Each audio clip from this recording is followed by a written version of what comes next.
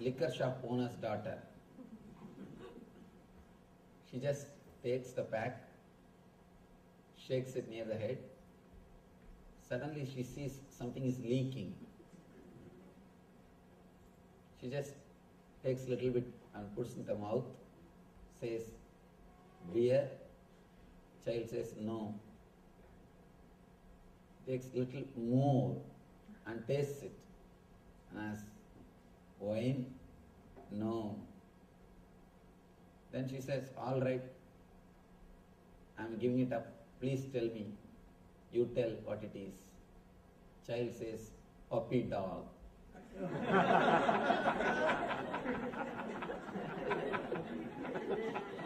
Please don't put it in your mouth unless you know for sure. Don't decide. At least these major decisions don't take by engrams or the engraved memories. When you take major decisions through these engraved memories, you always end up in this type of decisions. Just because it is from a liquor shop owner's daughter, she thought it is some bottle, some wine. Same way in your life, again and again you decide based on the engraved memory. First two decisions are okay. First decision, because a sweet shop owner's daughter, it's a sweet. Second, because the clothes shop owner's daughter, it is cloth. Third, because she is liquor shop owner's daughter, she thought it is liquor. At least before putting into the mouth, be very clear what it is. This whole chapter is about the engraved memories of our mind. Gunatraya Vibhaga Yoga. 3 different gunas. Krishna is explaining 3 different gunas to Arjuna. How we act. No, I can't even say we act. How we react. How we react to every situation just based on these 3 gunas, and how we create more and more karma bandha, means more and more trouble for ourselves. Let me start the first sloka. Sri Bhagavan Uvacha Param Bhuya Prabhakshyami Jnananam Jnanamuttamam Yangyatva Munayas Sarve Param Siddhimido Gataha. Bhagavan says, again I shall declare to you the supreme wisdom, the best of all knowledge, knowing which all the sages have attained the supreme perfection. Whether you believe it or not, man, by his very nature, is a machine. He is just a mechanism, not only in the level of body, even in the level of mind. He is just a mechanism, biomechanism. At the most you can say biomechanism, but he is just a mechanism. He works based on just engraved memories. He is caught in the engraved memories. Continuously, his mind, continuously his being works based on engraved memories. Here, by again and again trying to repeat the truth, Krishna is trying to create an engraved memory of truth in Arjuna's mind. Please understand, why should Krishna speak the same thing?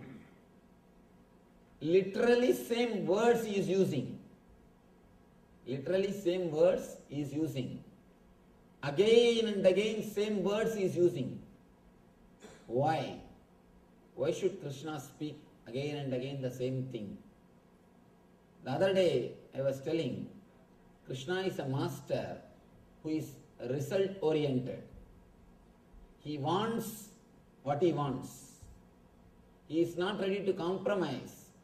He is not just ready to satisfy himself by saying, no, I said whatever I want to say. Whether he wants to listen or not, it's up to him. No. Again and again he wants to create a memory of all his teachings into Arjuna's mind.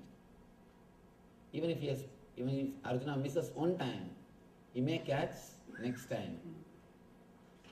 Again and again, by creating a engraved memory in Arjuna's mind, he wanted Arjuna to follow. That's the reason he repeats the truth once more. He says, again I shall declare. Once more, I am speaking about the truth to you, knowing which all the sages have attained supreme perfection, param siddhimido gada, knowing which the sages have attained perfection. Idam jnana ubhashritya mama sadharmyamagatam sarge vinobhajayante pralayena vyadanti cha. By becoming fixed in this knowledge, one can attain to the transcendental nature like my own, thus established in this eternal consciousness. One is not born at the time of creation or disturbed at the time of dissolution. First time he says, you will reach the state in which I am staying.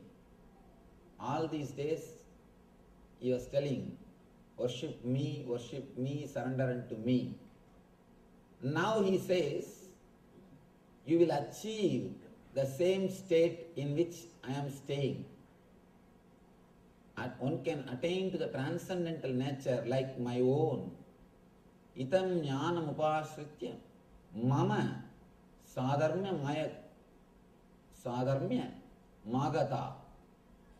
The state in which I am staying, you can achieve that.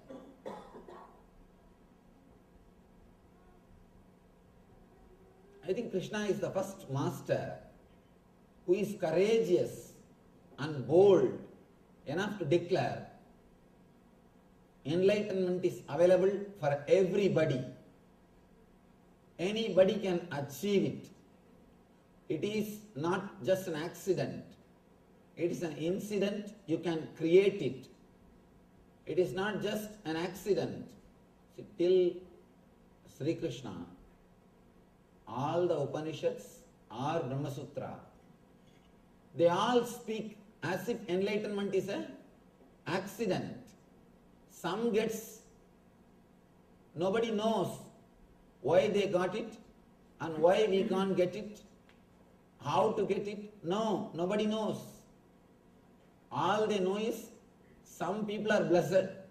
Suddenly God is sitting and seeing all the applications at some form.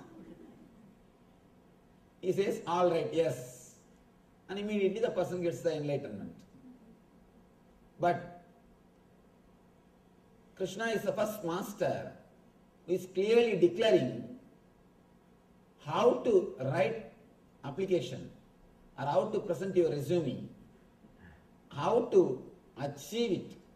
It is not just an accident, it is incident. You can experience it by your conscious decision. It is not just an accident. He says, by fixed in this knowledge, one can attain. He is not even telling you can attain. He says one can attain. Anybody, after the Vishwarupa Darshana, whatever is shared between Arjuna and Krishna, whatever goes on between Arjuna and Krishna is for the whole world. Because what Arjuna has to achieve has been achieved. After that there is nothing to tell.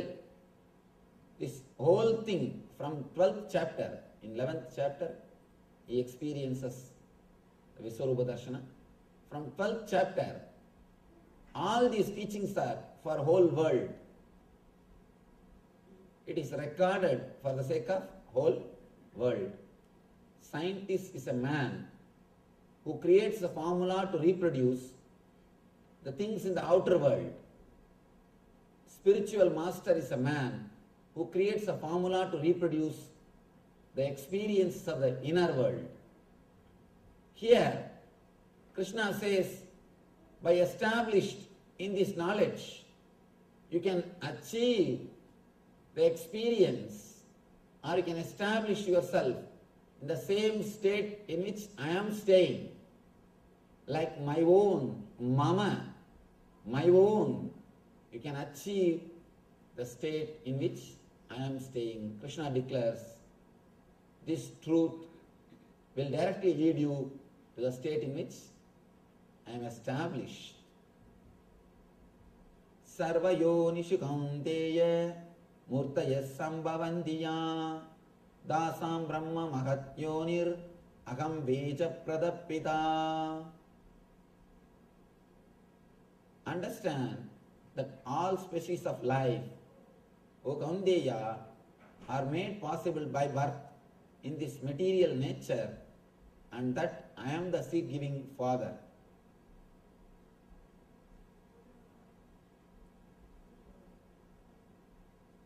Here Krishna is trying to answer a philosophical question. I think honestly which can never be answered. Here, whomsoever tried to answer this philosophical question created one philosophy. Whoever tried to answer this question created a philosophy. Krishna is trying to answer this question. The question is how the whole universe is created. If everything is God, how the whole universe is created? How we are all born? Somebody asked me the other day. I think that question is out of frustration. Why we are given birth? First thing. Why should we take birth at all? Why this whole drama, taking birth, doing some meditation, then achieving enlightenment? Why this whole drama? For whose sake all this drama? If we have to end up all our karmas by working them out, why did we create karma first of all? What is the reason for the whole thing? Why the cycle again and again goes? Here, Krishna is trying to answer, please understand, but this answer is not ultimate truth. Here, he is just saying, please wait till the teachings are over. Usually, when you don't receive answer for your philosophical question, you will not enter into meditation. You will be stuck with that question.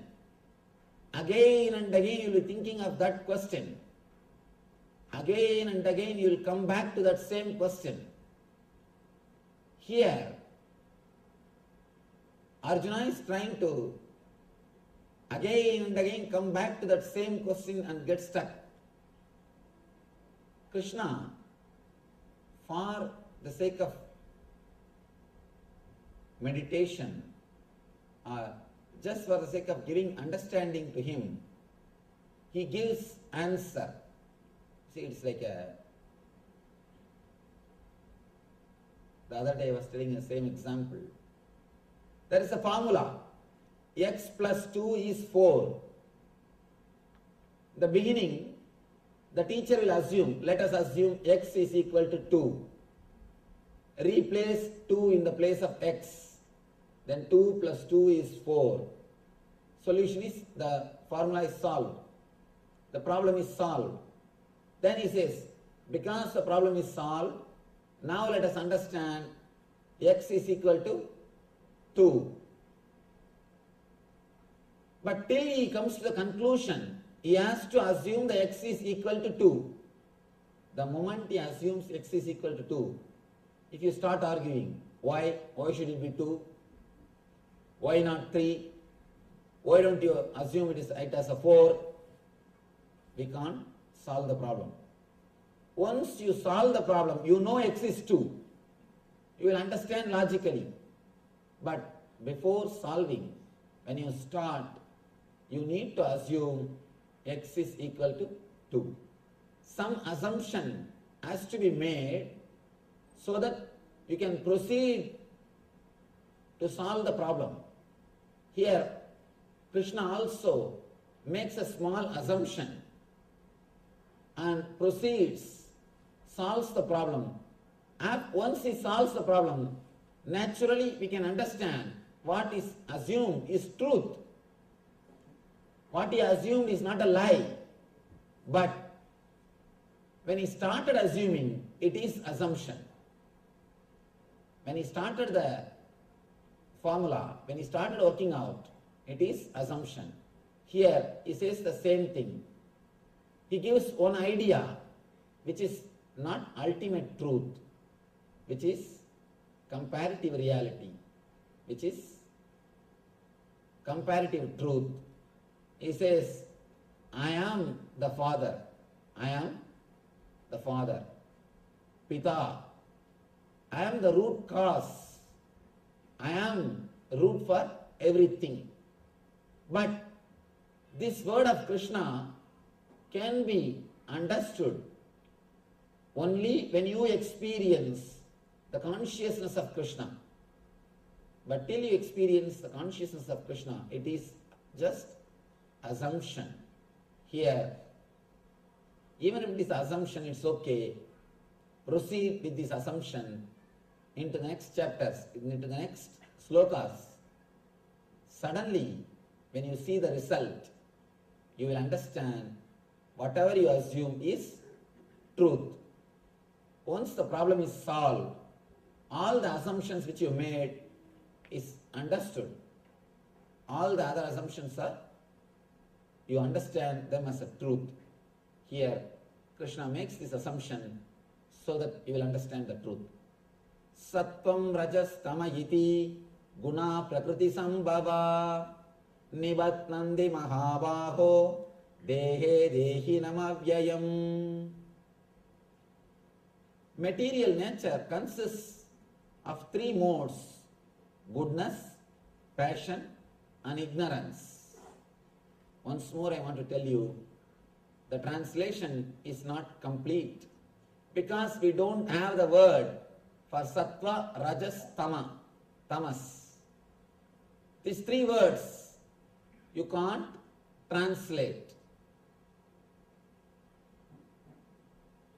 When the eternal living entity comes in contact with nature, O mighty armed Arjuna, he becomes conditioned by these modes.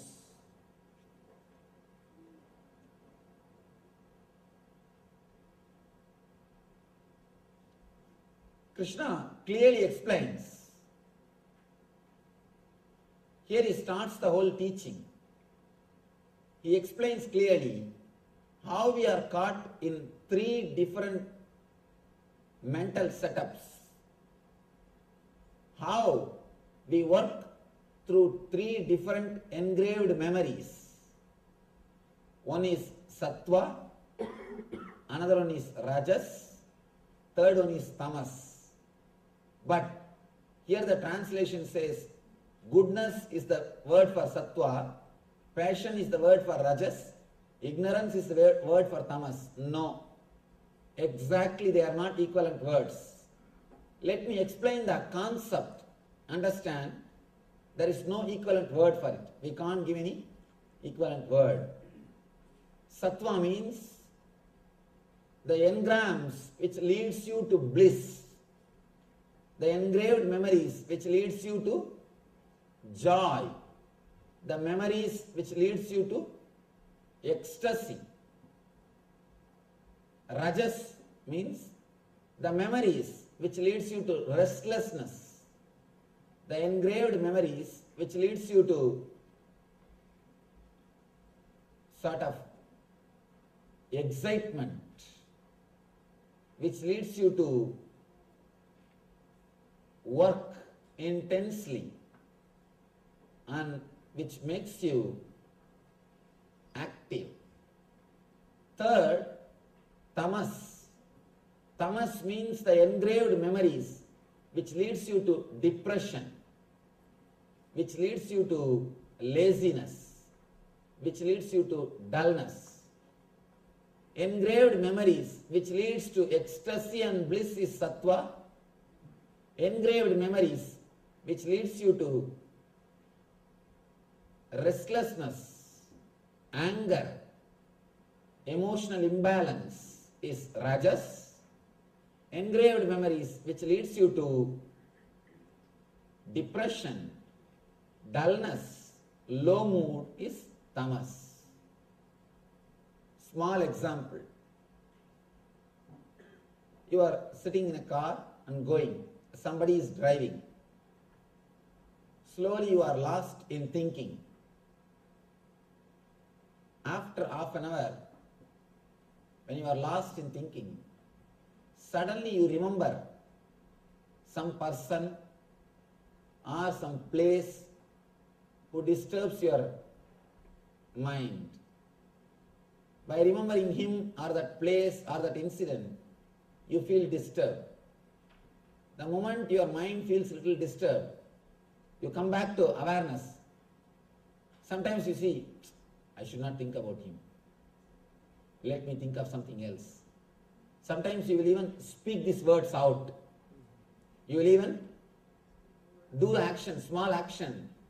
The person who is driving will turn and see you. What happened? What are you doing? When you are lost in thinking,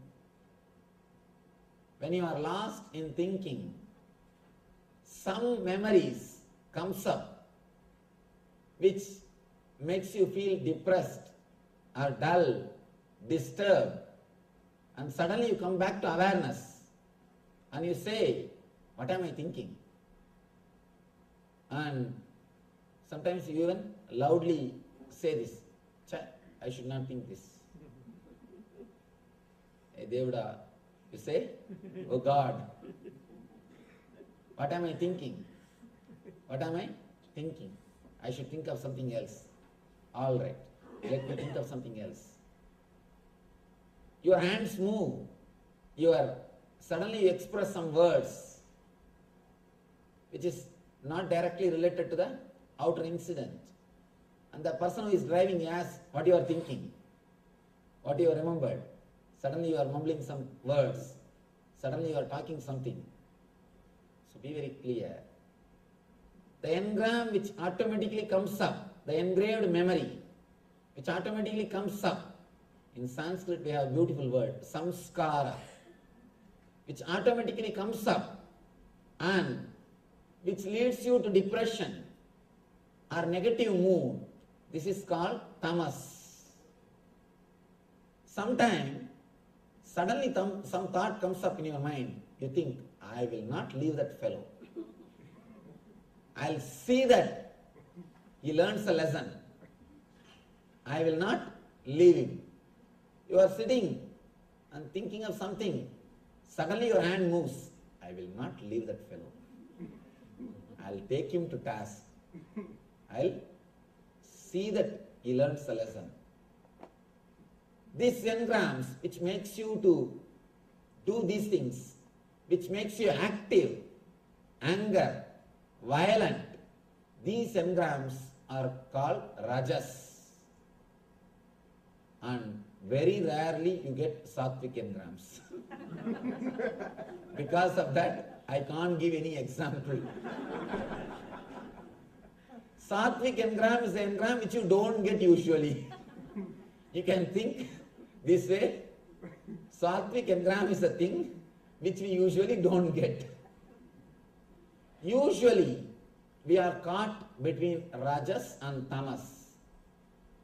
Sattvic engram is engram which suddenly gives you the memory of a deep bliss or joy which you experienced. For example, if you are here every day, the moment it becomes 4:30, this engram comes up. Oh, yesterday it was such a wonderful discourse, so beautiful, such a nice meditation. I think today also I should go. If you are pulled, if you are made to do something good, which leads to bliss, which leads to ecstasy, which leads to peace of mind, then it is called sattvic engram, sattva. It is called engraved memories of sattva. For example, you go to Himalayas. For a few days, you experience such wonderful joy and peace. Suddenly, when you see some pictures of some hill, mountain, or when you see some movies in the TV about mountain, this Himalayas memory, it comes up. It comes up and you start thinking, I think I should go and spend 1 or 2 more months in Himalayas. The engrams which leads you to peace, to bliss, to ecstasy is called sattvic engrams. These are the 3 different types of engraved memory, samskaras, which rules your whole life. Please understand, the knowledge about this engraved memory is a basic lesson.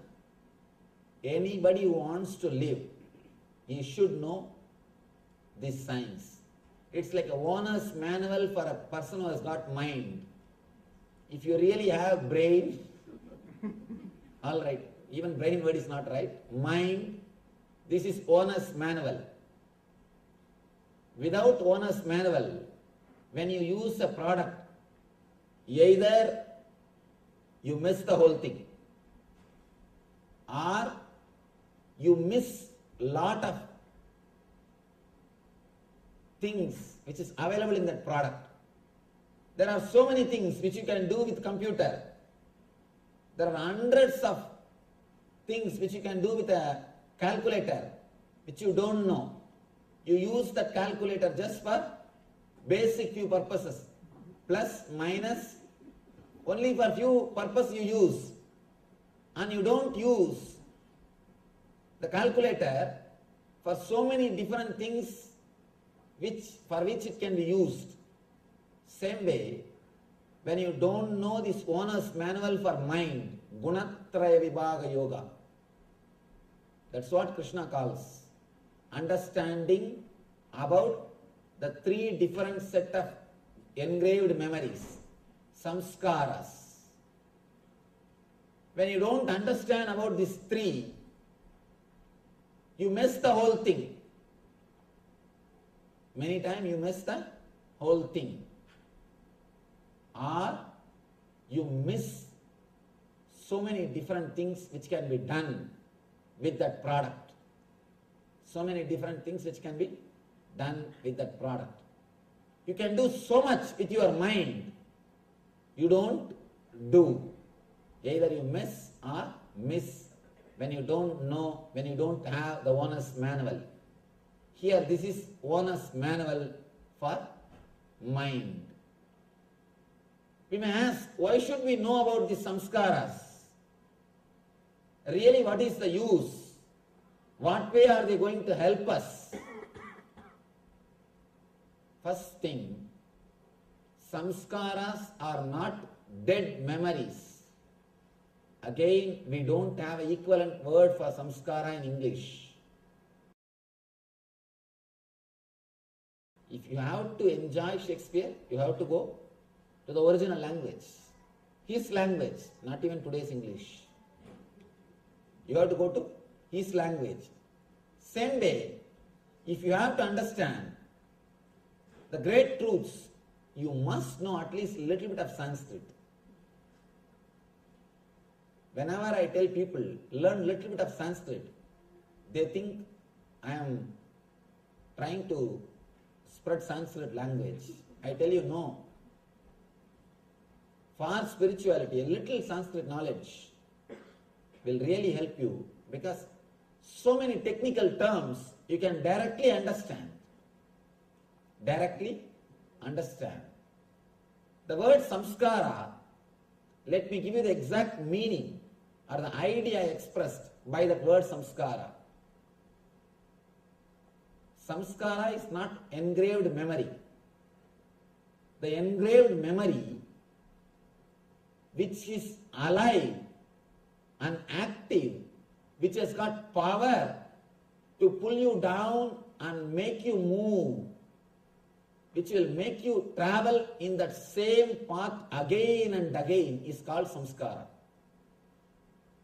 Usually the word memory is understood as a dead record. But samskara is not just dead record. Please be very clear. It is not just dead memory. It is not just like a computer memory where all the pictures and word documents are stored. No.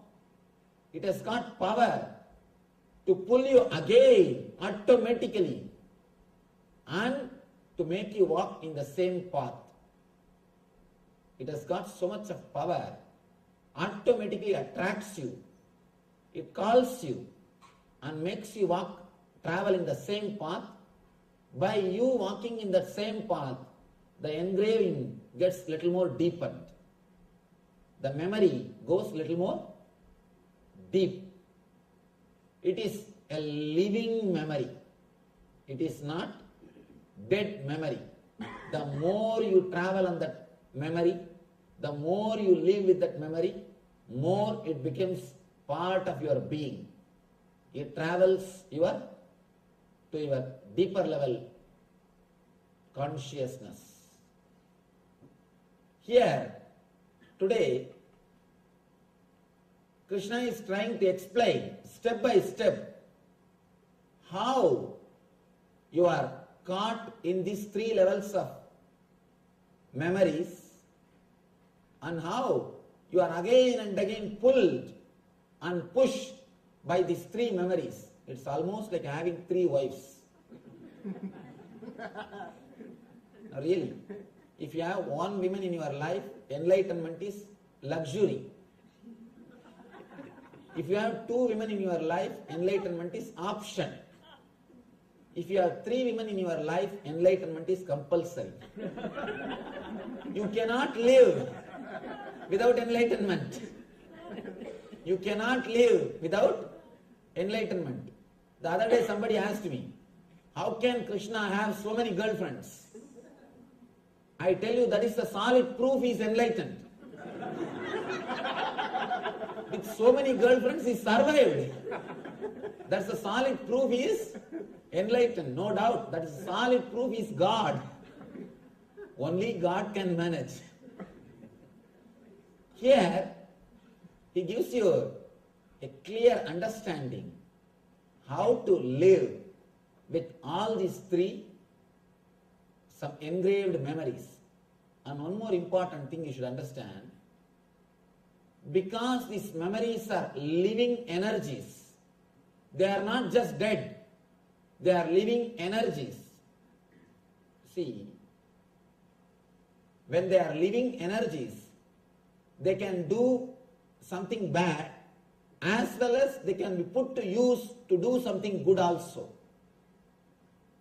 See, whenever somebody has got energy to do bad, you can always tap him in the right way and make him to do good things.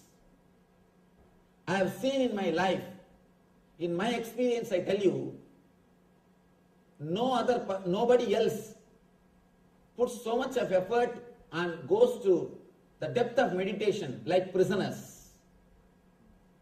In prisons we conduct meditation programs. I have seen they go to such a depth, they are so involved, and compared to prisoners, outsiders just do the meditation as so, that's all. People who are in the prison, when they take it up, they really take it up. And they are so intense. When they are transformed, their whole life, they just transform the whole thing. They don't do anything half-off. See, if you look deeply, there are so many saints, life I can quote. Valmiki, in South India, a great saint called Arunagirinatha. There are so many saints who were sinners, but the moment when the turning happened, when they took turn, when the change happened, when the cognitive shift happened in their being, usually the cognition happens in your mind in one way. You receive the data, process it, and deliver the result. Once the cognitive shift happens, you receive the data, process it, and go inside. As long as you are reacting, you are naturally working towards the depression. Once you start going in, you are moving towards bliss. See, the same incident, for example, death of somebody who is close to you, somebody who is near and dear, the person dies. The same incident can lead you to spiritual path, or it can lead you to frustration. You can think, anyhow, I am also going to die. Let us do what I want. Let us do what I want. What is there? Small story. One guy was about to be hanged, about to be given death sentence. The police officer asks, do you have any wish? Last wish? He said, no. If you want, pray to God and ask for forgiveness so that He will bless you. He says, I wanted to remember God, but not the way in which you said. I feel if I would have known earlier I will be hanged, I would have done little more sins. Anyhow, when the result is known, result is hanging, I feel I have missed some sins. If at all I have to remember him, I will remember and ask him, why did you not tell me that I am going to have this punishment? Then I would have committed little more sins. Some people, when they see the death, when they understand the death is ultimate, they think, anyhow, death is ultimate. Let me decide and work towards divine, achieve God, realize Atman. One group. The other group, same incident, turns them. They think, anyhow we are going to die, let us live the way in which we wanted. One group of people, they take the path of meditation. The other group takes the path of the outer world. It is up to you which path you choose. Engrams are also living energy. You can choose. Through engrams, you can again and again suffer and torture yourself. Or you can make your whole life as a blissful experience. if you know the signs, how they happen in your being, how you can transform your being, you can take the help of these engraved memories to achieve the eternal consciousness, eternal bliss in your being. In your being.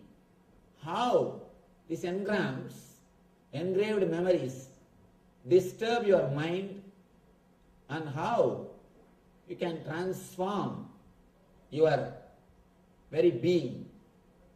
He starts explaining. Tatra sattvam nirmalatvat prakasakamanāmayam sugha sangena batnādi jnana sangena chanaka. Before entering into this sloka, I will try to present a small diagram through which we can understand how the engrams can affect your decision and how to come out of it. A small diagram I will try to present so that you will be able to understand the engram, the engraved memory deeply, clearly. I already gave the basic understanding about this diagram, but let me repeat it so that you will be able to connect with this samskara.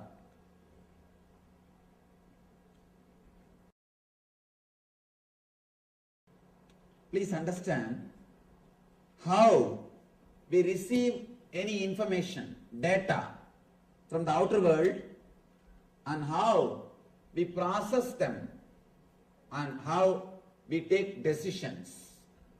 We come to conclusions. First thing, you see something through the eye. And here I have taken the example of eye. You can replace it anything, ears, or nose, or taste, or the touch. Any one sense among these 5 jnanendriyas, any one sense can be replaced here. There are 5 jnanendriyas and 5 karmendriyas. Among the 5 jnanendriyas, any one sense can be placed here. I have taken here eye as an example. Through the eye you see a scene. I am taking the example of this very scene. Me. First, this whole scene, like a picture, it is taken by your eye and it goes to chakshu. Understand? You don't see with the eye, you see through the eye. There is an energy which is inside the eye which sees.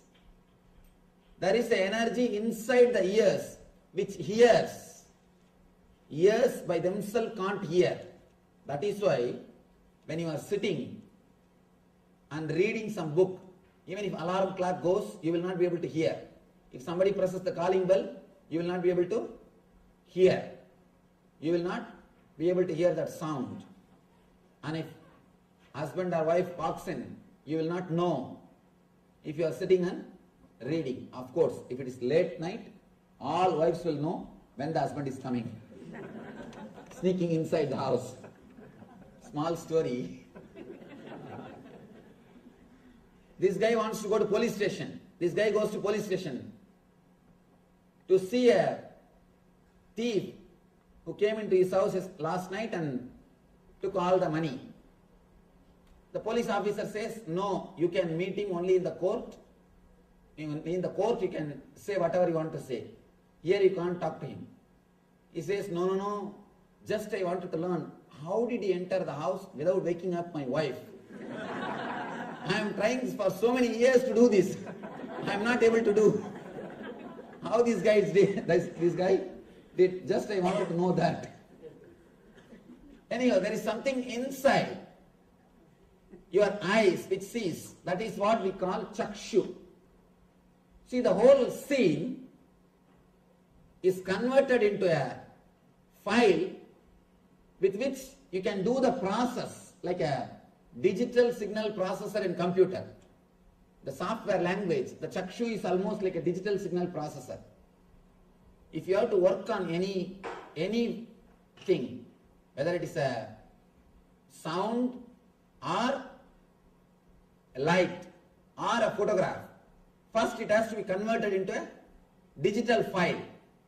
So in computer, first thing, whether it is a photograph or it is an audio file, it will be converted into digital file. Same way, in your system, whatever you see or hear, the whole thing will be converted. Whole thing will be converted into a biosignal file.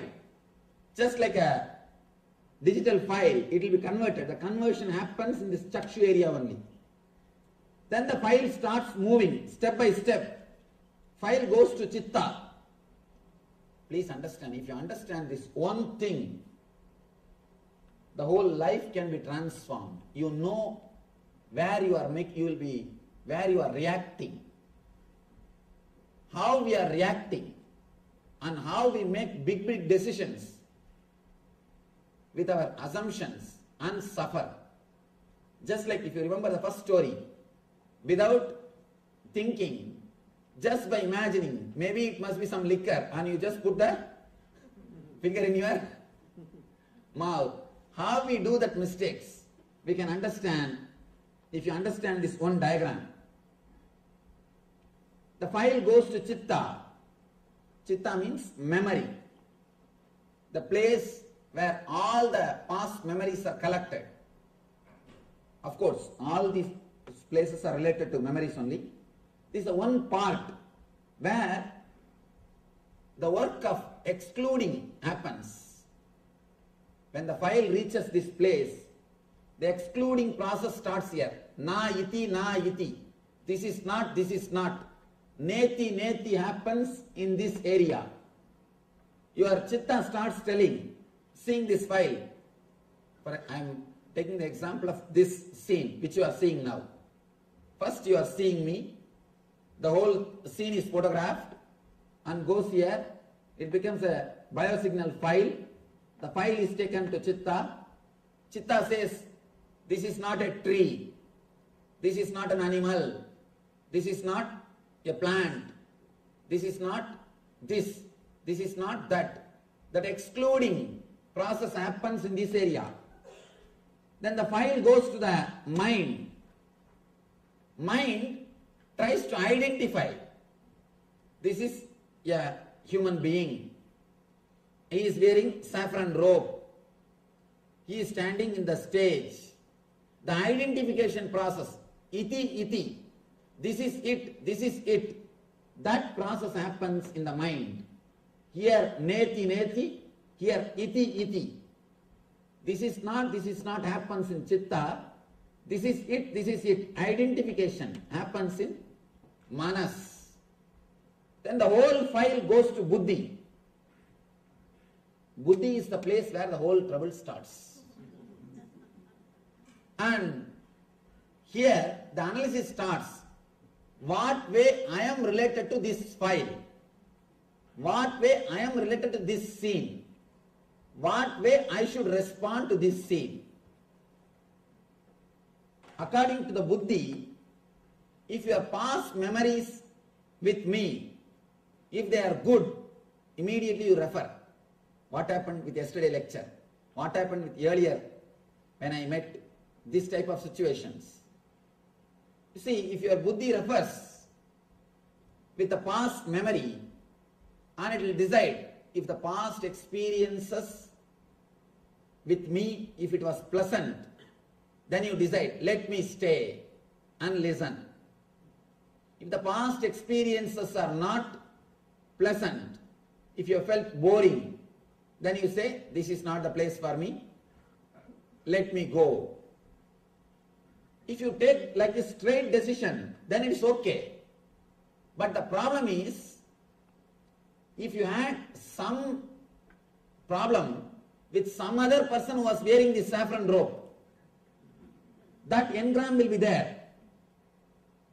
You will not even bother who is this person. You will just bring that to your memory. No, with that Swami, I suffered like this. With this Swami, I suffered like that. You will just bring a generalized memory and you will decide based on your past collected samskaras.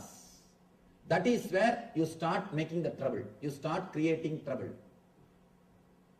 When decisions are taken with a straight understanding, no problem.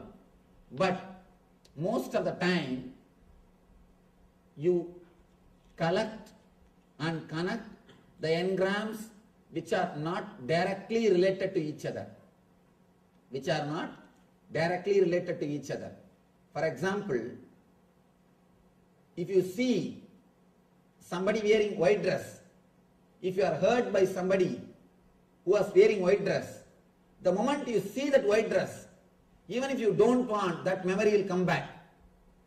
That memory will come back. For example, if you are abused or disrespected in a house or in a place, next time when you cross that place, when you go to that house, even if that person is not there, automatically the memory will come up and you will have that same feeling. You will have that same depressed mood. You will have that same low mood. The reason is you connect, you associate things with the place, with figures, with memories and put it in file. Man as such cannot work spontaneously.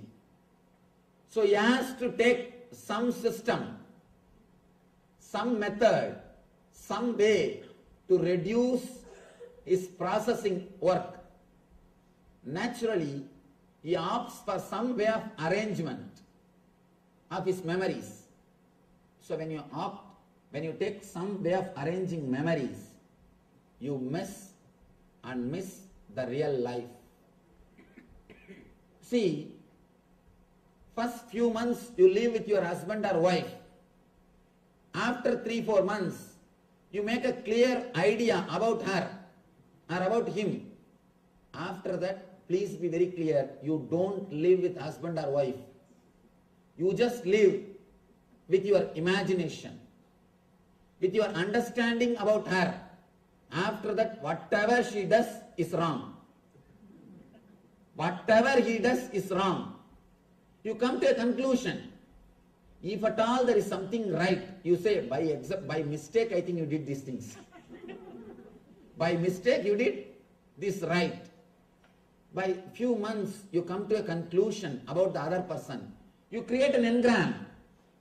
And after that, whatever he or she does, you look through that engram, through that engraved memory.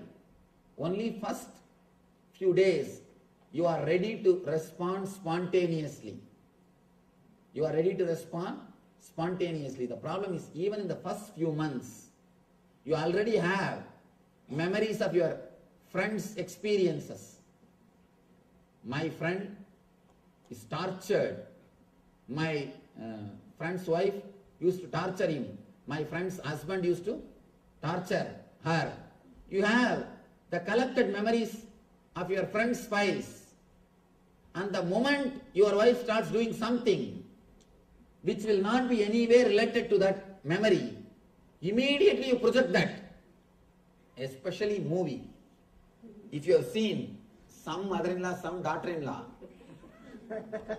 some mother-in-law who is rude, cruel, if before your mother-in-law starts even a single word, just by her body language, you will come to a conclusion. I think she is going to torture me.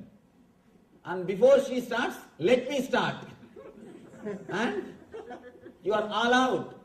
You start the whole thing. And she has also got enough memories. She also has got enough samskaras because she has also seen many movies. And she has got some reference where the daughter-in-law is torturing the mother-in-law. Then immediately she starts her drama. Same person. A small story. A funeral procession of an old lady. As usual, slowly they are walking. Front they are carrying her body. Just behind, one man is holding two bulldogs, and behind a big queue is walking behind him. Very slowly they are moving. The scene is first they are carrying the old lady. Next, one guy is walking with two bulldogs. Third, a big queue is following him. An onlooker was curious. Why such big queue following this procession? She must be very famous. He goes near the person who is walking with a bulldog and asks, who is this person? He says, she is my mother-in-law. Then he asks, why you are carrying the dog? Is it our pets? No. They both bit her and killed her. Killed her? Yes. This guy says, can you give this dog for me? Just for 2 days. He turns, join the queue.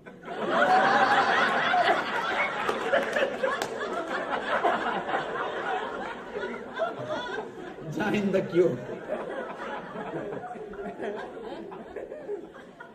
Our engraved memories. When you have collected memories, you never react spontaneously. You never act.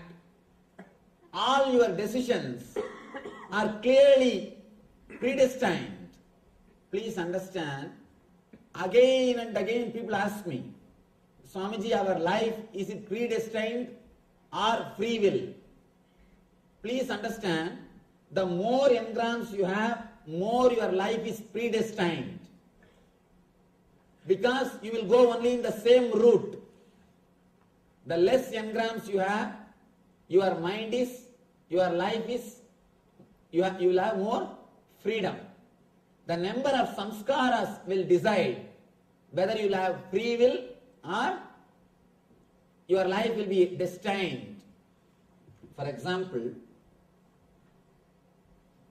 the file travels to ego and ego gives the decision and you execute it.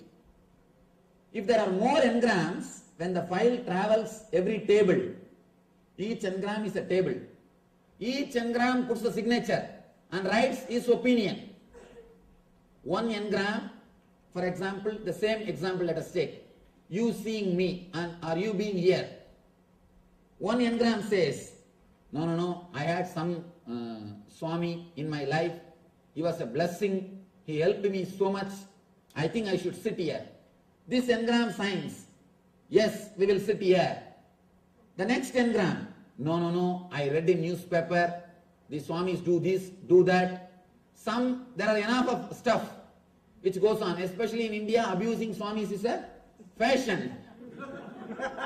And especially South Indians. Abusing Swami is a fashion. So, all this fashion, lot of fashion things are there.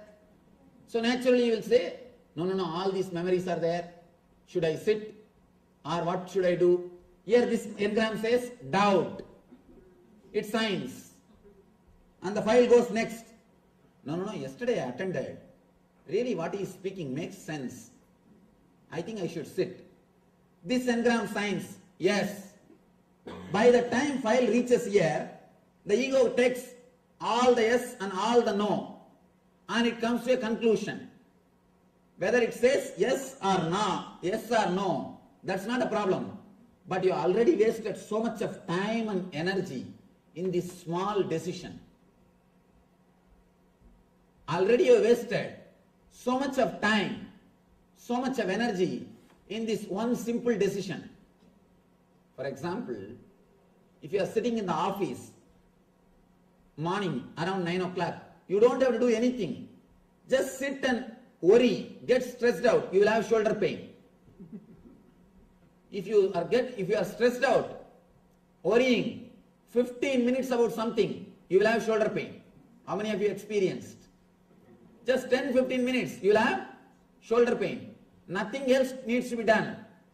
Just simple worrying, simple decision making, you will have shoulder pain. Restlessness. the more the engrams, more you will be restless. The people with engrams can never sit in a relaxed way. Have you seen people continuously, they will be shaking the legs. Continuously they will be shaking the legs. The initial level they have to shake. After some time they will have Parkinson's, automatically it will shake, that's all.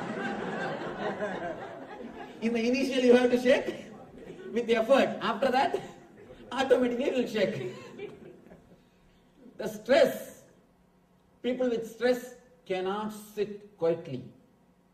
So much of physical movement, so much of physical restlessness, because too many decisions are happening inside their unconscious. This space between the buddhi and ego is called unconscious.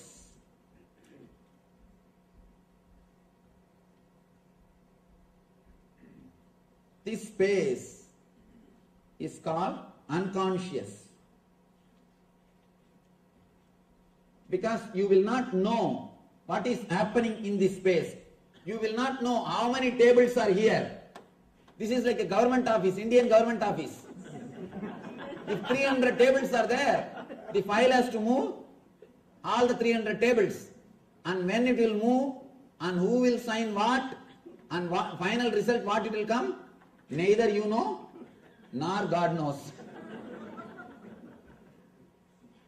This is like this is a conscious zone. This is like a honest office. I don't know what example to give. I don't think any examples are available. This is a clean, pure process, straightforward process. Here, there is no politics happens. A straightforward process. Here, all the politics starts.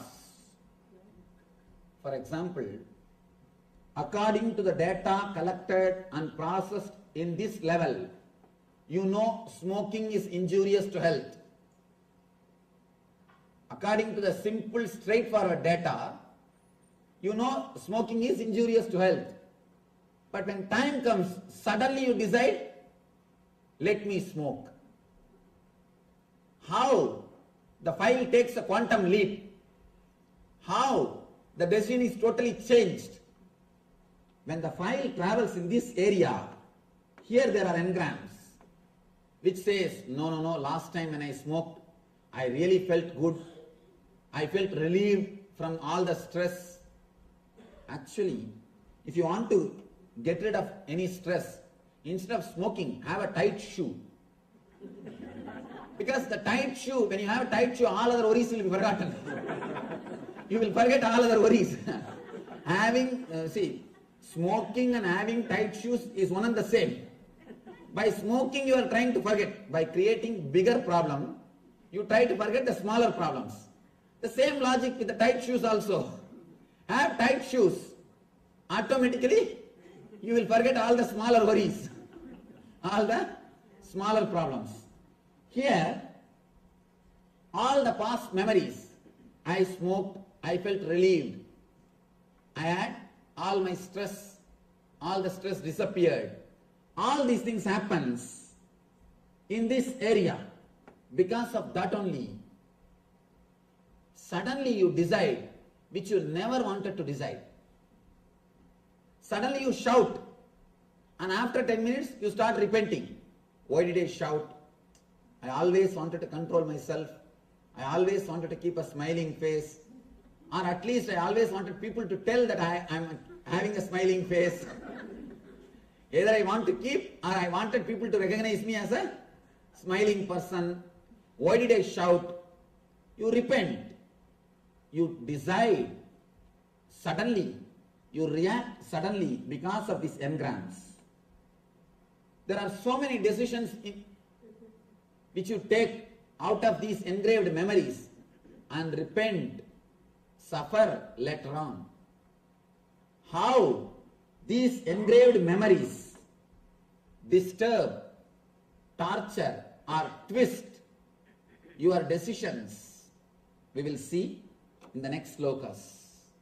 Krishna says how they straight away affect your being, how you miss the reality, what is happening because of these engraved memories. Tatra sattvam nirmalatvat prakasakamanāmayam sugha sangena bhatnādi jnana sangena chanaka. The three slokas, he gives a clear explanation about the three gunas. Rajo ragatmakam viddhi trishna sangas samudbhavam tanni bhatnādi kaundeya karma sangena dehinam tamastvana jnanajam viddhi mohanam sarvadehinam pramadalasya nidrabhi stanni bhatnādi bharata. In these three sloka, Bhagavan speaks about sattva samskaras, which leads you to bliss and peace, and rajoguna samskaras, which leads you to restlessness and violence, tamoguna samskaras, which leads you to depression and dullness. He speaks clearly in these three slokas, and then he goes further explaining how each samskara attacks each engram, attacks the other engram and twists your whole decision.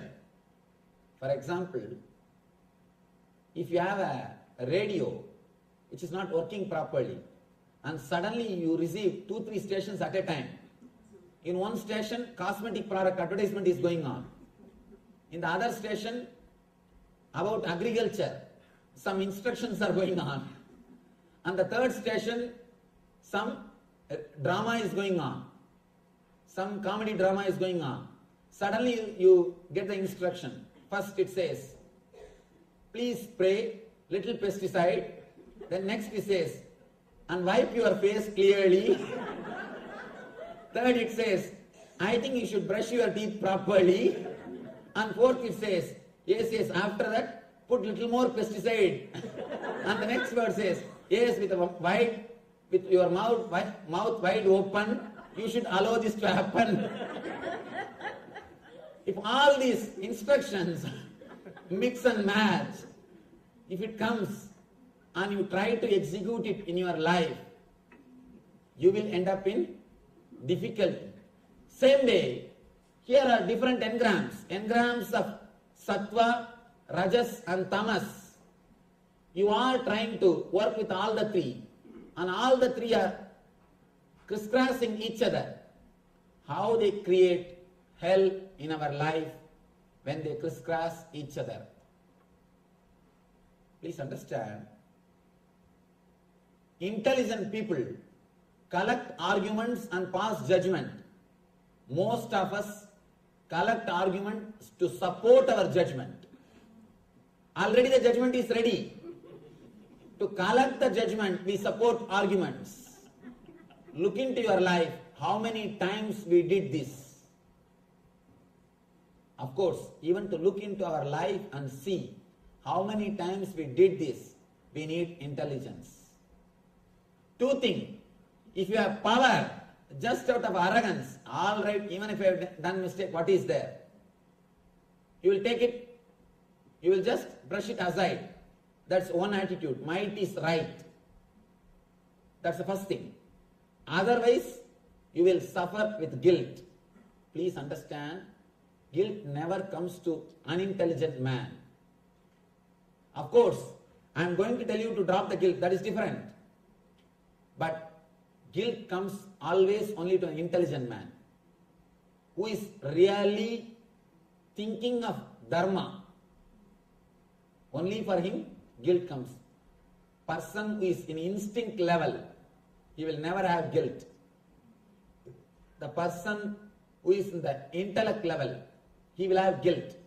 The person who is in the level of intuition, he will go beyond guilt. He will go beyond guilt. He will understand the truth as it is. Here, Krishna is speaking how to handle all these three properly and how to use all these three maximum, how to get the maximum out of all these three. Getting maximum out of all these three is really intelligent process. Small story. One small child swallowed a coin, quarter coin. They took him to doctor. Doctor tried so many ways. It did not come out. And nurse tried so many ways. It did not come out.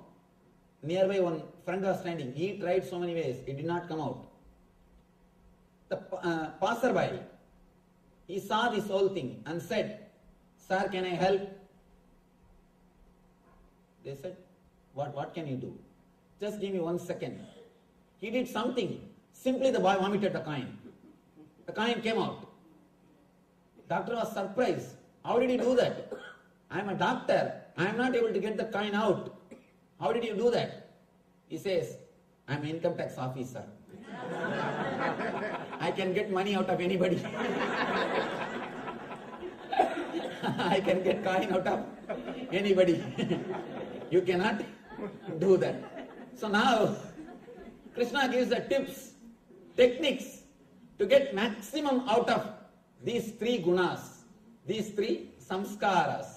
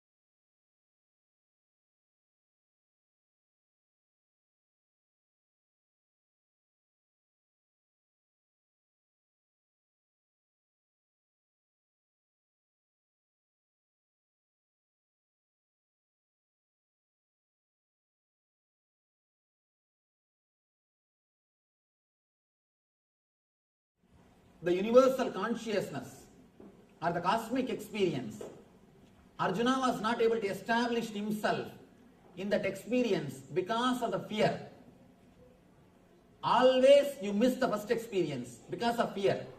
Here, Krishna is giving the experience of ultimate which stays with Arjuna forever. Now, he is putting him into the enlightenment once for all. Just these next few slokas,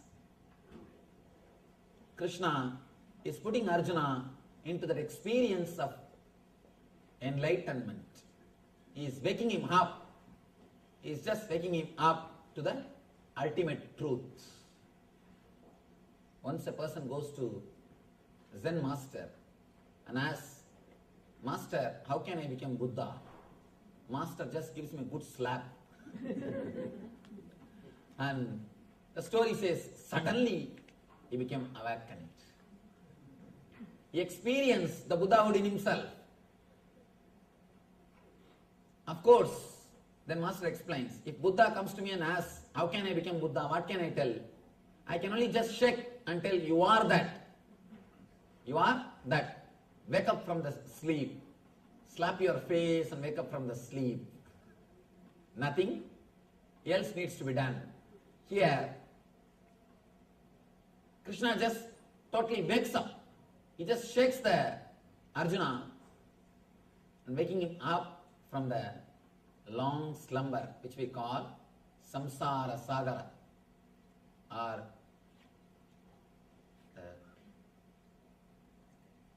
unconsciousness which we call tamas. He just shakes the Arjuna and gives him the ultimate experience of enlightenment and puts him in that same state forever. Forever. As I was telling you, the three levels of surrender. Surrender in the level of intellect, emotion and senses. Here, Krishna puts the Arjuna in that ultimate level of surrender. Tatraivam sadigartaram atmanam kevalam tuyaha pashyatyakrita buddhinvan na pashyati durmati. Therefore, one who thinks himself the only doer, not considering the other factors, the Paramatma, which is operating the whole, the ultimate consciousness, is certainly not very intelligent and cannot see things as they are. As long as you have the idea of I and you, I and mine, you cannot see what is. You will see things only as you want. I always tell people, when we are prejudiced with I and mine, we will never collect arguments and give judgment. The judgment will be ready. We will collect arguments to support the judgment. Throughout our life, we are doing the same. We just collect arguments to support the judgment. Yasya naham krito bhavo buddhir yasya nalipyate hatva visaiman logan nahanti na nibhadyate. One who is not motivated by false ego, whose intelligence is not entangled, though he kills men in this world, does not kill, nor is he bound by his actions. Very dangerous statement. Very dangerous statement. He goes to the extreme, and no master except Krishna can make such a courageous statement. Krishna makes a courageous statement, bold statement. One who is not motivated by false ego, whose intelligence is not entangled, though he kills men in this world, does not kill, nor he is bound by his actions. Of course, a man who has gone to that level of experience will never even think of killing. As long as you have the idea I and mine, you will try to always attack or kill. When you exclude you start killing. But the surrender never teaches you to exclude. By surrender, you will learn how to include the whole thing. How to include the whole thing. One important thing. Only when you feel insecure, you kill others. Please be very clear. To make war, you don't need courage. You need cowardness. Only cowards create wars. They are afraid that we will be killed. So they start killing others. To kill others, you don't need courage. You need only cowardness. The person who is courageous will never kill others. The person who is courageous will be established in non-violence. Only cowards will continuously try to hurt others. Courageous person will never hurt others. That's why Krishna makes a bold statement. One whose intelligence is not entangled, even if he kills, he is not. It means he is emphasizing, let you be liberated from entanglements. Let you liberate yourself from the false ego. He is not asking you go and kill. That's a very big problem. People always make their own meaning out of the words. You make your own meaning. You make your own understanding. A small story. One Zen monk goes to the master and he asks something, and he is just kicked out of the ashram, monastery. The next month he asks, what happened? Why are you punished? What did you do? Why are you so sad? The monk says, no, I just asked, can I smoke when I meditate? The master kicked me out of the ashram. Monk said, fool, you don't know how to ask. Wait 10 minutes, I will come back. He goes and he comes out and he is smoking inside the ashram.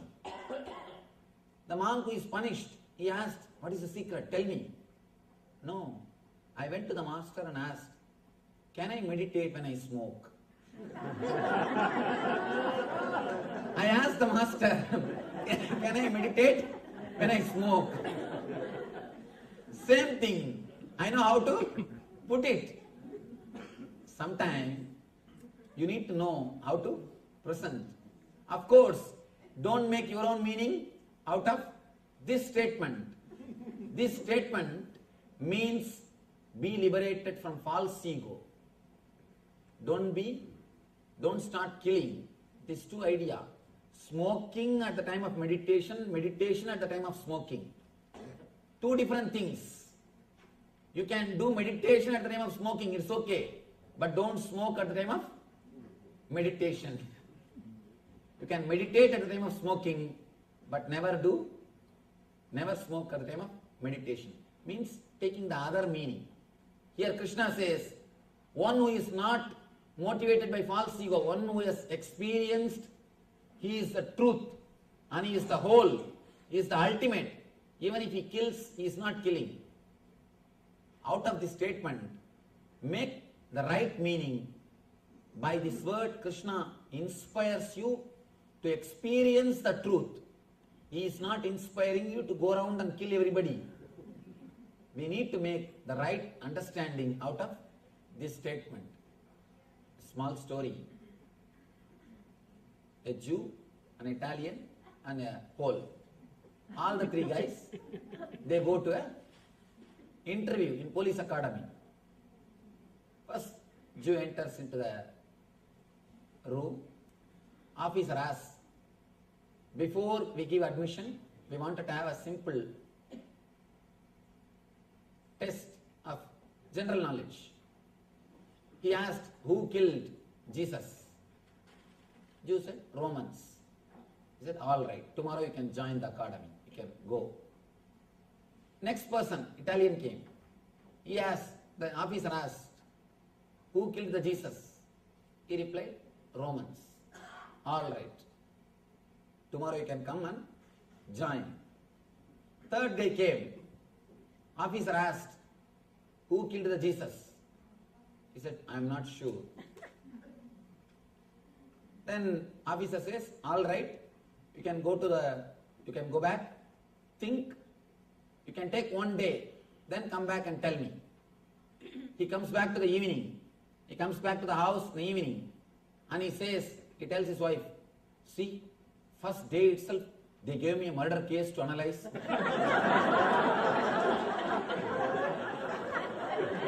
They gave me a murder case to work with. Please understand, you can make any meaning out of this word.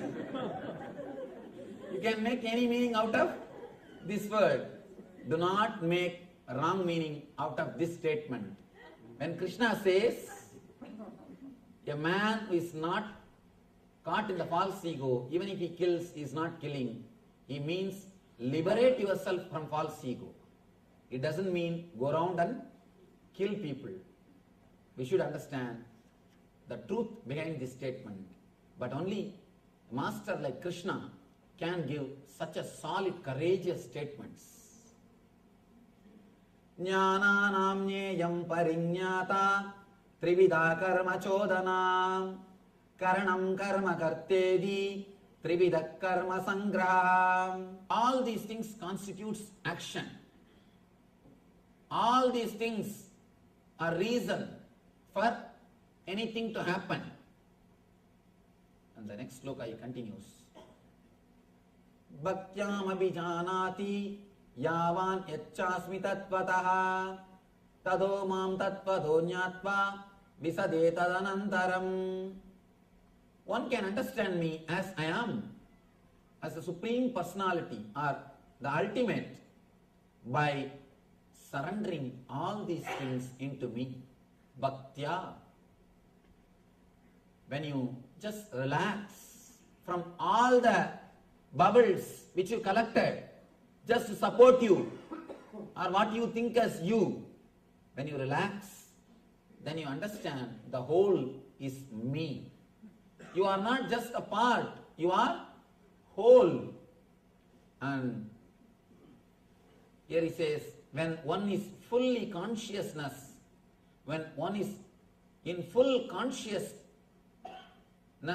of the eternal consciousness, when one is fully conscious of me, he enters into the eternal consciousness. He liberates himself. He liberates himself. Whatever you think, knower, known, knowledge, whatever you know, including your knowledge about God, is about God. Please understand, whatever you know about God is about God, not God himself. So drop that also. Suddenly you will experience God. When you drop your knowledge about God, you will experience God. You will experience God. Otherwise, you will be just reading menu card. You will never taste the food. Don't waste your life just reading menu card. Let you experience the food. Let you experience the taste. Sarva karman yabhisata kurvano matyabhasrayaha mat prasada dadivapnoti shasvatam padam avyayam. Though engaged in all kinds of activities, my bhakta is protected by me, reaches the eternal consciousness just by my presence and blessing. Just now I was expressing this concept to some of our friends. When you relax, the instinct which continuously tries to protect you, just relax from that instinct. Suddenly you will create a space in which the power of coincidence can happen. Here he says, even if you are engaged in all kinds of activity, if you are my bhakta, means if you are surrendering just because of my protection, under my protection, you will experience the eternal or the ultimate eternal consciousness. You see, if he wants to give only the spiritual world, he doesn't have to say protection. Here he uses the word protection, means here he says outer world and the inner world both. The person who surrenders will experience both. All you need to do is a simple thing, get out, he will get in. Just get out, he will simply get in. A small story. One day, Vishnu was resting in his Sesha, the Adi Sesha. He is just resting, relaxing. Devi, Lakshmi was just doing Pada Seva, pressing the feet. In those days, women used to serve as men.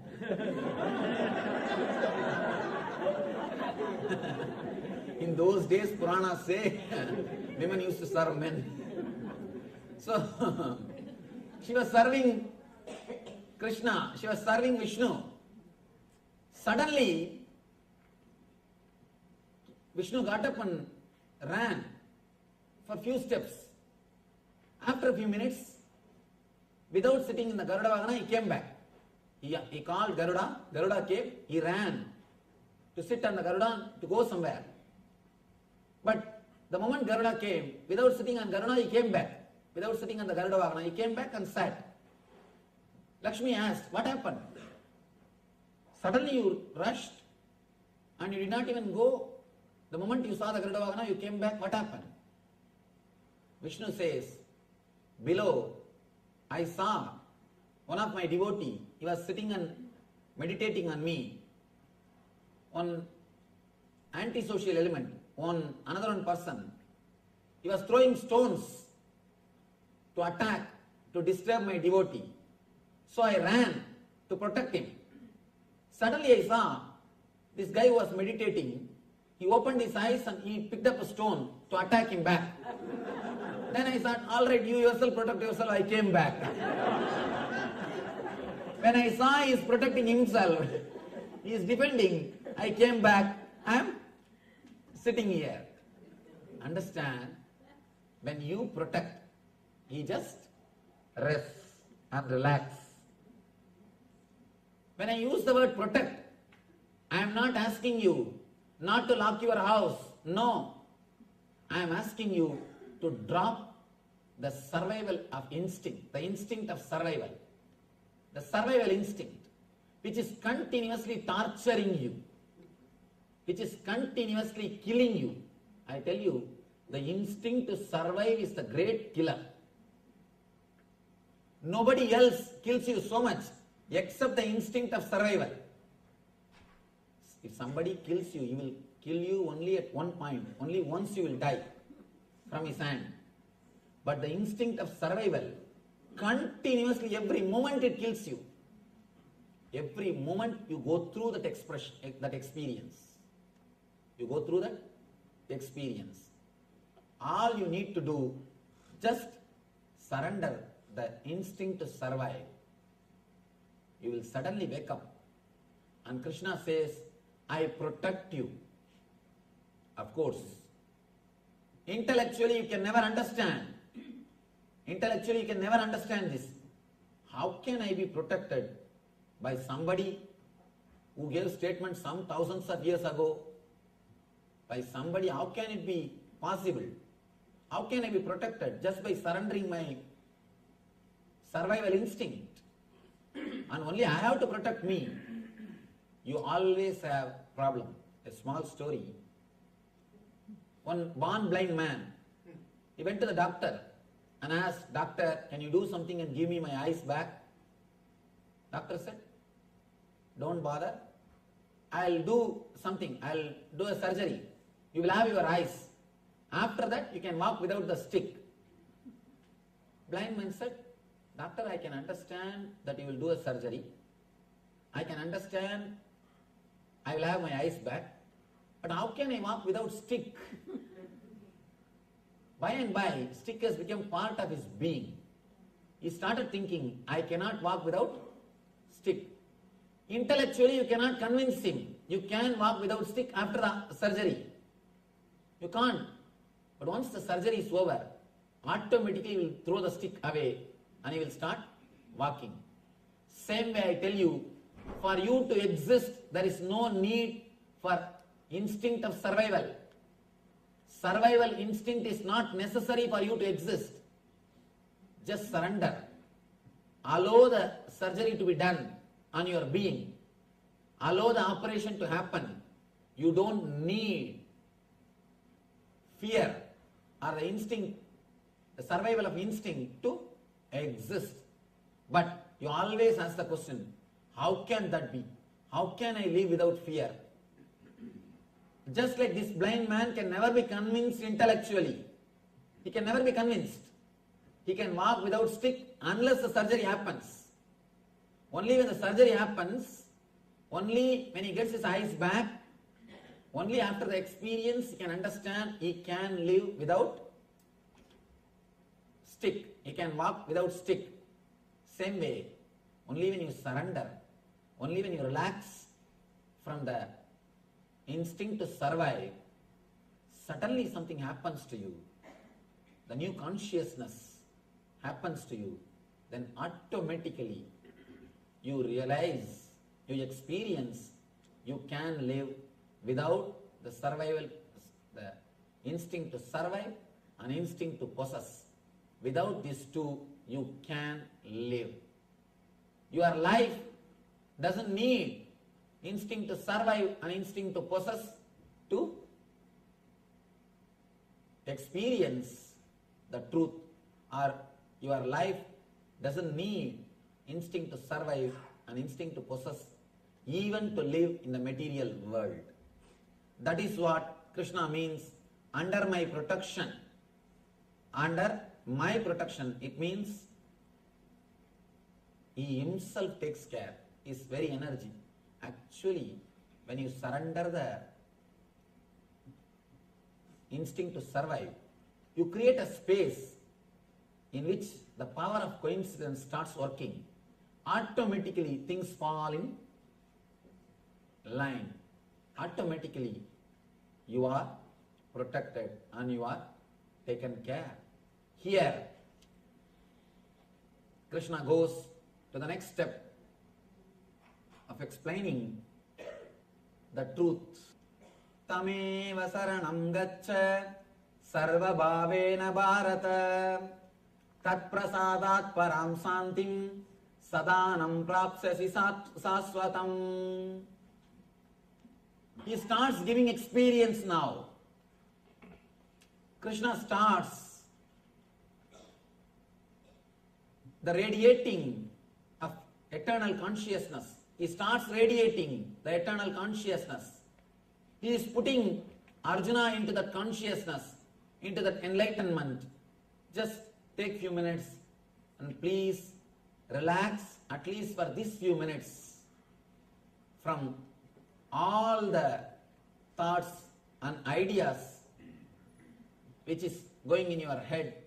There is every possibility, along with him, by his grace, we may also have the glimpse of what Arjuna received. It is just because of our instinct to survive and instinct to possess we miss. Now, if we can relax from that, just for next few minutes, when you go back, you can take it, no problem. Just for a few minutes, keep them away from your consciousness, inner space, you may have the glimpse. There is every possibility, not only you may, you can have the glimpse. What Arjuna received, the same thing we can experience by the grace of Krishna. Tameva saranam gaccha sarva bhavena bharata tat prasadat param santim sthanam prapsyasi saswatam. He says, Tameva saranam gaccha. Throughout this Gita, he always mentions I, me, surrender to me, representing the divine. Suddenly, he changes the word, surrender unto him. First time Krishna is speaking in this language. Surrender unto him means he has expanded from the body. Now he is speaking as a Parabrahma Krishna. Now he is speaking from the eternal consciousness. He is speaking from the eternal consciousness. That is why he says surrender unto him. He is not saying surrender to me. He usually uses the word me. Now he is using the word surrender unto him. Means he has now expanded to put Krishna into that experience. To give that experience to disciple, you should be in that same experience. Now he is expanding into that experience. Before the puja is done, the priest will do Anganyasa Karanyasa mantra. The Anganyasa and Karanyasa, Angushtabhyam, Darjanibhyam, all these mantras they will chant. It's actually expanding beyond the body consciousness, purifying the body and going beyond the body. Purifying and going beyond is one and the same. Consciousness. Here, Krishna says, Tameva Saranam Gaccha, surrender unto him means he has expanded. He is not now able to use the word me. He has just suddenly expanded to that energy, eternal consciousness. He says, Tameva Saranam Gaccha. Bharata, surrender unto him utterly. By his grace, you will attain eternal consciousness and the supreme peace. Tameva saranam gaccha sarva bhavena bharata tat prasadat param shantim sthanam prapsyasi sasvatam. He is expanded into that eternal consciousness. He is about to give the energy darshan. He is expanded into that consciousness to shower himself on Arjuna. Sarva guhya damambuya srunu me paramam vasaha ishtosi me dridamidi tado vakshyami dehitam. Because you are dear friend, I express this truth to you, which is most confidential knowledge of all. Hear this from me. It is for your benefit. Now he enters into the experience. I think we should all take few minutes, at least few seconds, to pray to the Parabrahma Krishna who showered the enlightenment on Arjuna, who showered the ultimate experience on Arjuna, to shower the same on all of us, at least to give the glimpse of that truth to all of us. Please just take few minutes, close your eyes, intensely pray to him. Don't think he is not available now. He is available to the planet Earth all the time. He may not have the body, but he is available in the form of energy always. That is why we tell the gods which are in the temple, they are called Archavatara. He is the incarnation of the Vigraha. He is the incarnation of divine. He will be available whenever we call him. Just take few minutes and pray to him intensely. Let him shower the same experience on all of us, which is showered on Arjuna.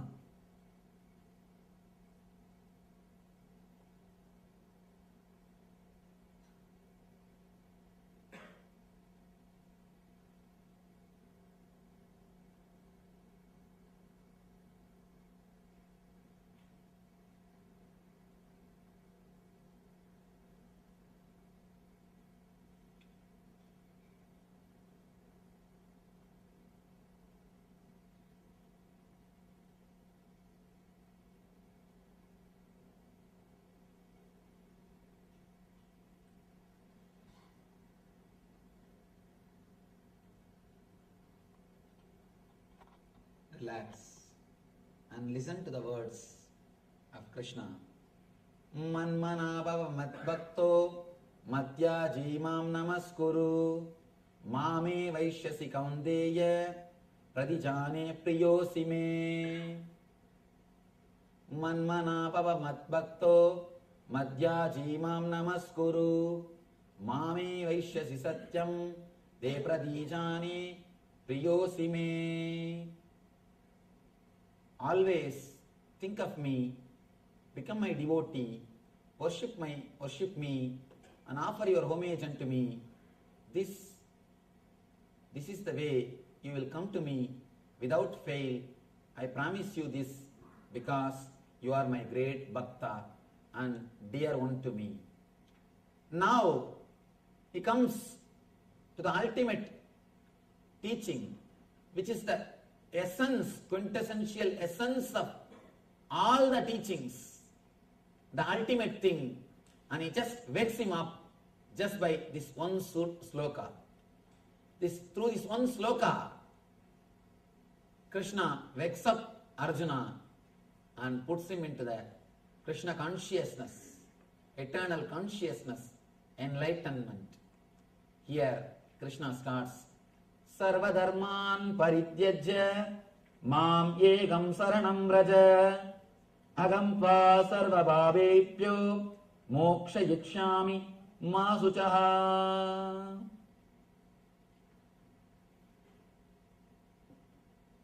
Sarvadharman parityajya mam yegam saranam vraja agam tvam sarva bhavebhyo moksha yikshami ma suchaha. Now Krishna showers himself on Arjuna, waking him up to the experience of whole.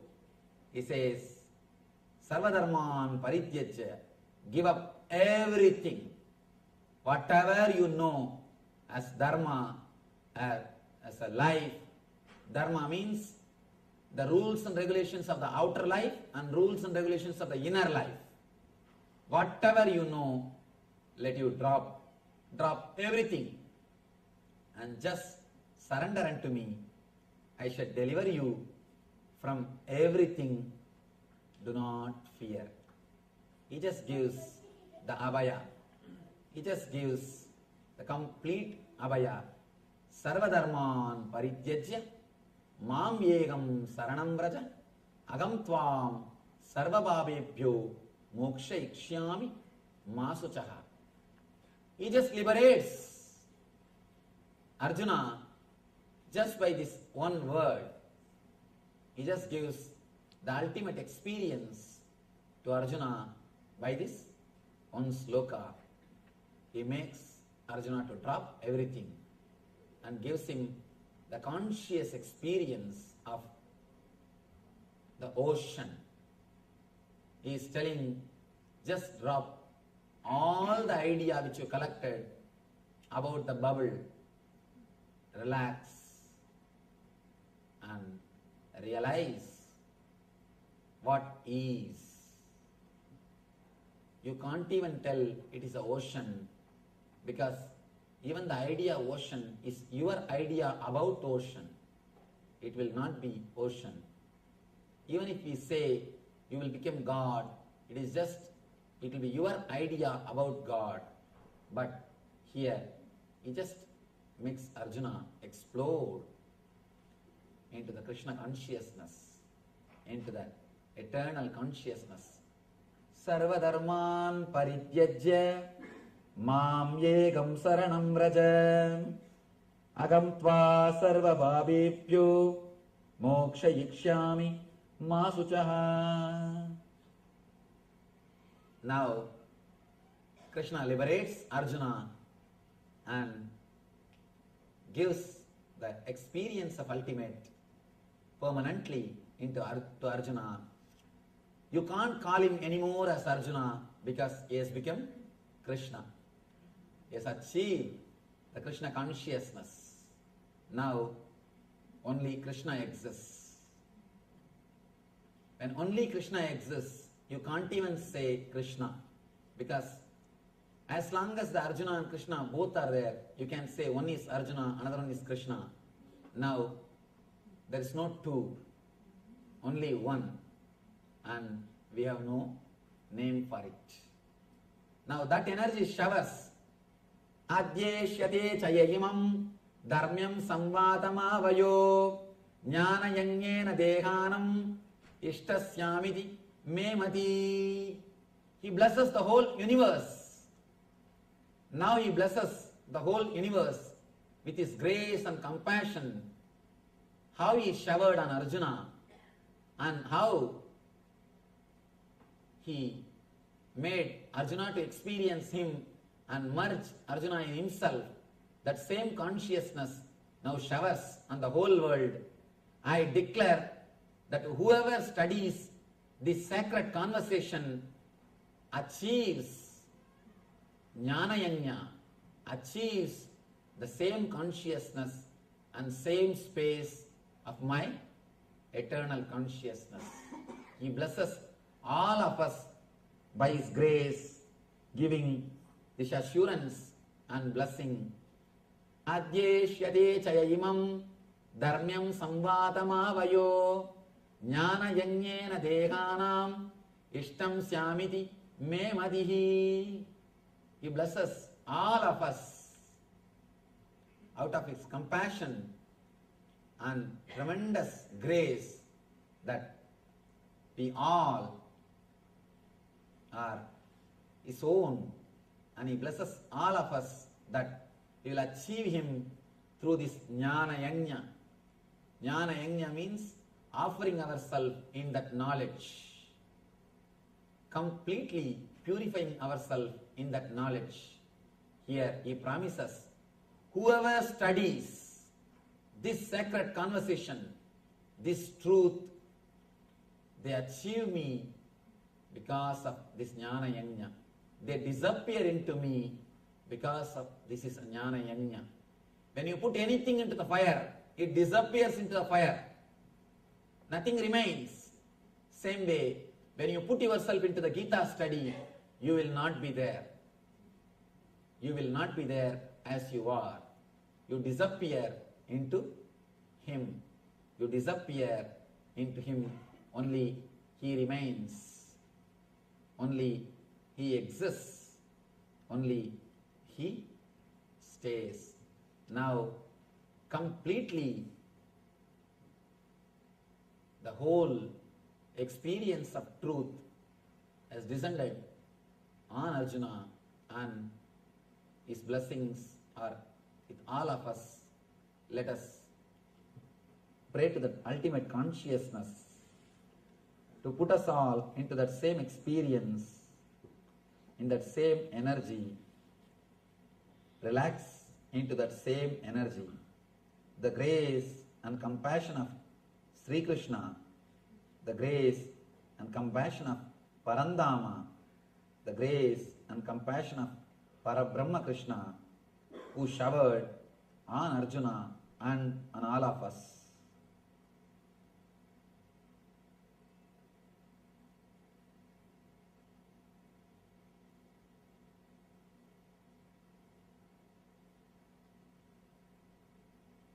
Vasudeva Sudam Devam Gamsachanuramardanam Devagi Paramanandam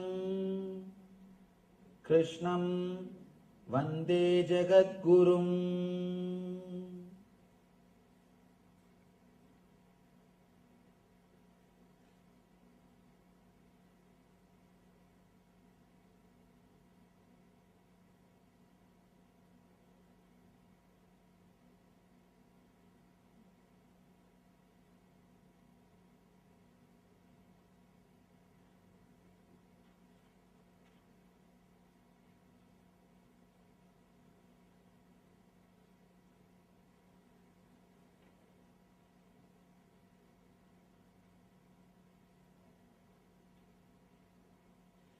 Nashto moga smrutirlapta vatprasadanmayachyutah stidosmi kada sandeha karishye vachanam tava. Now,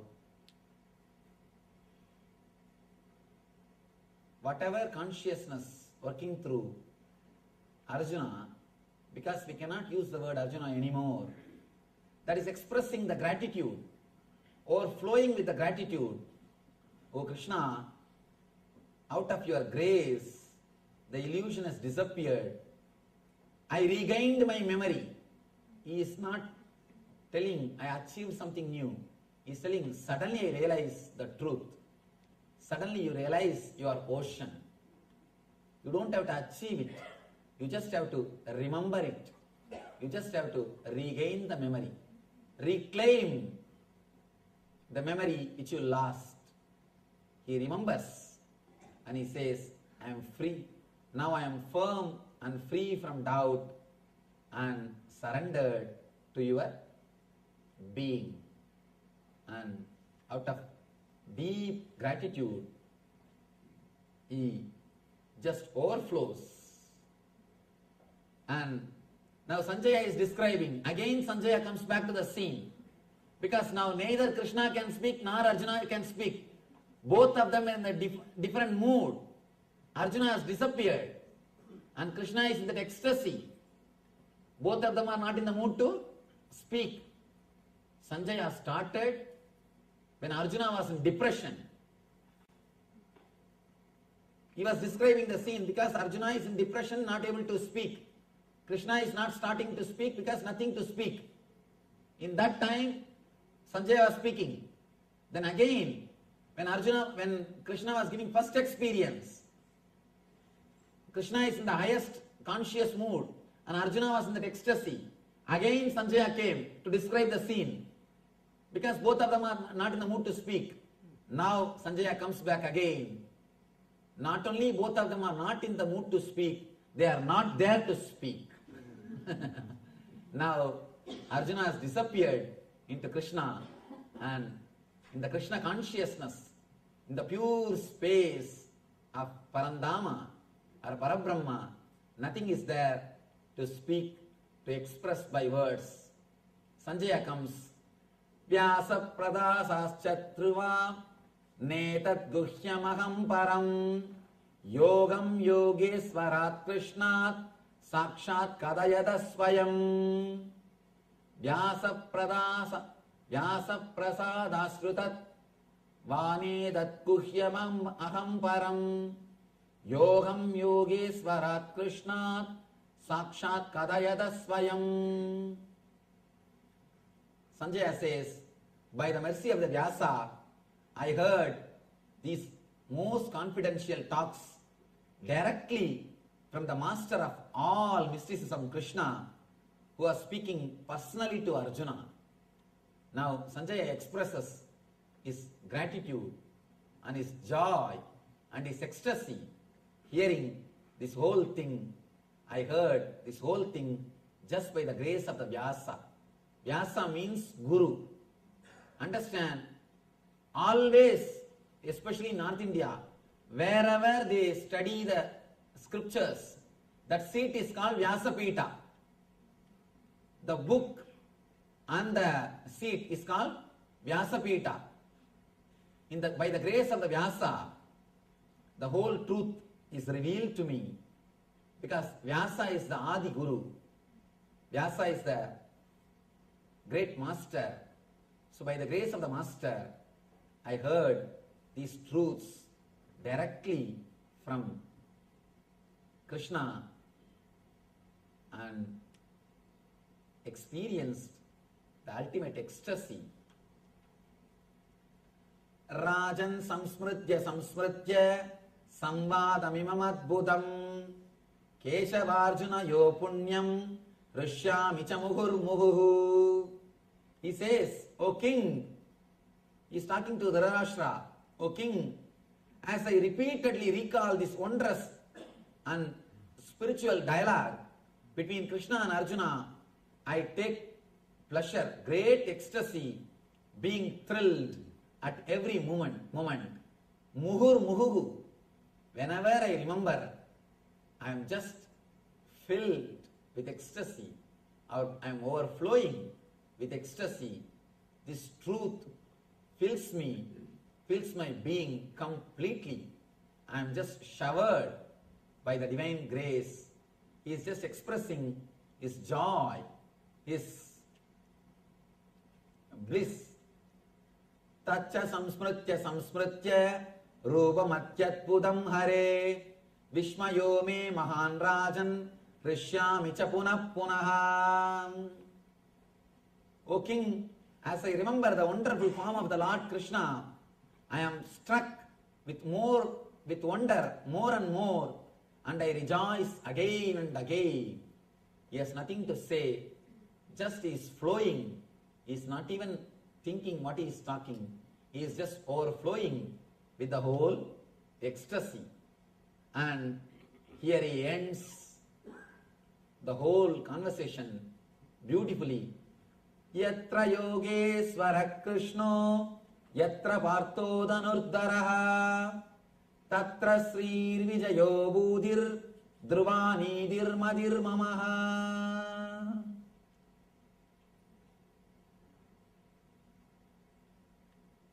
Wherever there is Krishna, the master of all mystics, and wherever there is Arjuna, the great supreme archer, there will also certainly be opulence, victory, extraordinary power and morality.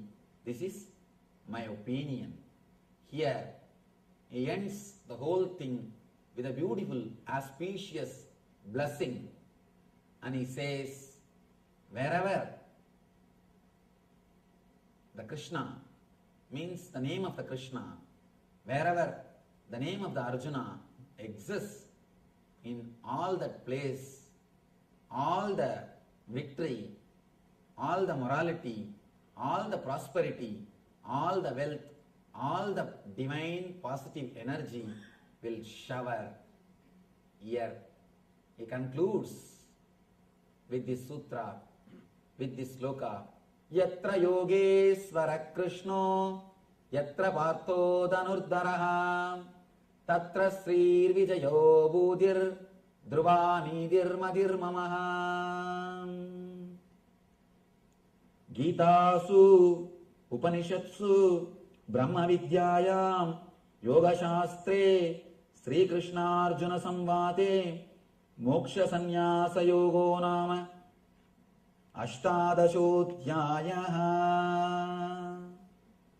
Yam Brahma Varunendra Rudra Maruta Stunmandi Divyai Stavaihi Vedai Sangavadakramo Panishadai Gayantiyam Samagaha Dhyanavastita Tatkadena Manasa Pashyantiyam Yogino Yashyantam Navidussura Suragana Devaya Tasmai Namaha.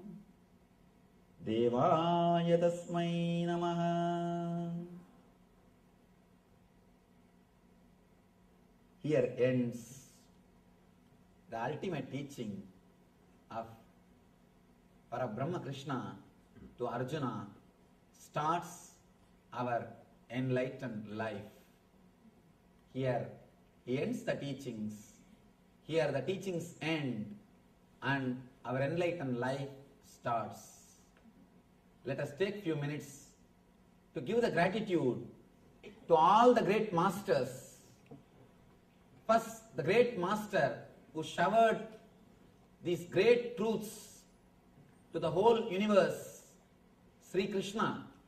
Let us give our gratitude to him and to all the masters who preserved these truths so that we can enjoy, experience these truths in our life. Let us give our gratitude to the complete Guru Parampara.